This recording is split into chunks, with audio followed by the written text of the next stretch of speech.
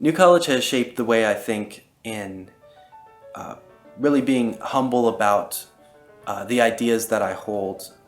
Aristotle said that it is the mark of an educated man to be able to entertain an idea without accepting it, and something that the Socratic dialogue method of the classroom that we have here at New College, something that it brings forward is an ability to discuss ideas, not to fight with your classmates, not to assume that you know the truth after reading the text you're discussing one time, but to be able to, in humility, listen to your classmates and discuss things, and that's a skill that our culture really needs.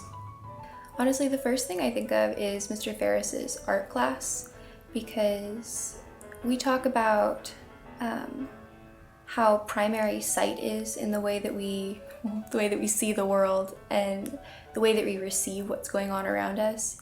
And art, by totally reframing the way that I see, also really changed the way that I think.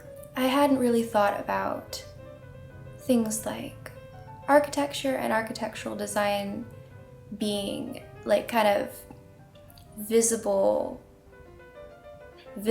instances of like a philosophy behind them. And so having Mr. Ferris teach us to look more carefully at buildings and at trees and at the way things are laid out so that we could draw them also taught us to look more carefully at them for themselves, and like, well, why is this here? Why was this designed the way it is? It's driving through a city and noticing how it was built much more recently, and so all the architecture is more modern. There's not a lot of historic buildings, and seeing like, wow, like really, like this is very utilitarian. It's all meant to be like as efficient as possible, and none of it's very beautiful. And I don't think that's something that I would have noticed before art, or maybe I would have thought like this isn't pretty, but I wouldn't have thought further beyond that. Like, well, why is it not? And what do I mean? Like, what do I mean when I'm saying that?